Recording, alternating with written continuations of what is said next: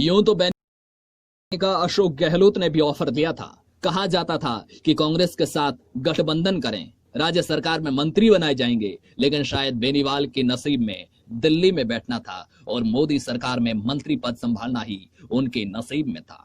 जिस तरह से इस बार नागौर में बम्पर वोटिंग हुई है और बीजेपी के साथ संघ ने इस सीट पर जिस तरह से ताकत झोंकी है, उससे साफ माना जा रहा है कि बीजेपी और संघ बेनीवाल को एक जाट नेता के तौर पर पेश करना चाहते हैं।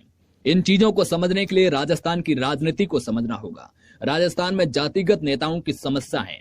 एक दो जातियों को छोड़कर किसी जाति का स्थापित नेता नहीं है। जैसे ऐसा कोई मेघवाल नेता नहीं है जिसका पूरे राजस्थान में प्रभाव हो।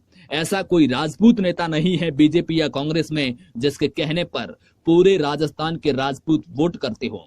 सिर्फ राजपूत जाट ही नहीं, मुस्लिम, ब्राह्मण समेत हर जाति या वर्ग का यही मुद्दा है। पिछले 5 साल में बीजेपी ने इस पर खास ध्यान दिया। गजेंद्र सिंह शेखावत को बतौर राजपूत नेता प्रमोट किया गया, साथ ही राज्यवर्धन सिंह राठौड़ को भी प्रमोट किया गया। इसके अलावा मेघवाल समाज के नेता को भी प्रमोट करने की कोशिश हुई। पहले निहाल चंद मेघवाल जैसे युवा चेहरे को आगे किया, लेकिन जब उन पर यौन शोषण के आरोप लगे तो फिर बीकानेर के सांसद अर्जुन राम मेघवाल को प्रमोट किया। विधानसभा चुनाव में हर चुनाव समिति में उनको जगह दी गई। बीकानेर में देवी सिंह भाटी जैसे नेताओं की नाराजगी को दरकिनार कर अर्जुन राम मेघवाल को प्रमोट किया, लेकिन जाट नेता प्रमोट करने में कामयाब बीजेपी नहीं हो पाई। सबसे पहले नागौर के ही सीआर चौधरी और सांवरलाल जाट को मंत्री बनाकर प्रमोट किया, लेकिन दोनों नेता खुद ही फेल हो गए।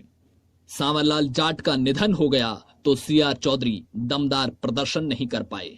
ऐसे में बीजेपी को तेज तर्रार जाट नेता की तलाश थी और ये तलाश हनुमान बेनीवाल के रूप में पूरी हुई। अब अगर बेनीवाल को जाट नेता के रूप में बीजेपी को स्थापित करना है तो फिर नई सरकार में दिल्ली में उनको मंत्री बनाना होगा ताकि जाटों में उनका और प्रभाव जम सके, जाट बीजेपी से खुश हो सके और जो जाट परंपरागत रूप से कांग्रेस का वोट बैंक रहे हैं वो जाट फिर से बीजेपी के साथ में आ सके। अगर ऐसा करने में बीजेपी